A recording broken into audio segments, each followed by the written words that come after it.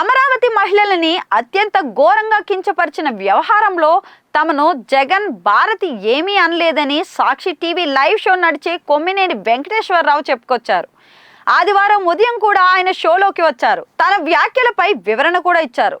సాక్షి TV మహిళలకు అత్యున్నత గౌరవం ఇస్తుందని సెల్ఫ్ సర్టిఫికేట్ ఇచ్చుకున్నారు. ఇక తమ యాజమాన్యం కూడా అలాంటి విలువలు పాటిస్తుందన్నారు. మరి అలాంటి విలువలు పాటించేవారైతే జగన్ భారతి ఇద్దరు కలిసి అటు ఆ కృష్ణంరాజును ఇటు ఈ కొమ్మినేని మరోసారి సాక్షి టీవీలో కనిపించకుండా గెంటేసి ఉండేవారు.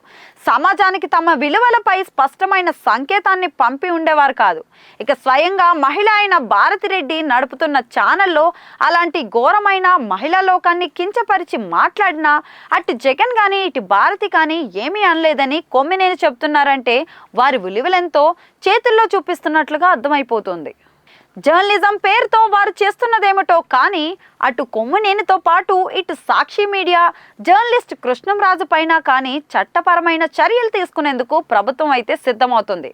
మరి ఈ విషయం తెలుసు కాబట్టే సాక్షి టీవీకి ఏం సంబంధం లేదని అది కృష్ణంరాజు వ్యాఖ్యలని కవర్ చేసుకున్నారు. కానీ చట్ట ప్రకారం ఎవరి బాధ్యత ఎంత ఉందో, ఎవరు అమరావతి మహిళలను కించపరిచారో వారి లెక్కలు చట్టపరంగానే సరిచేసే అవకాశాలు మాత్రం ఖచ్చితంగా కనిపిస్తున్నాయి.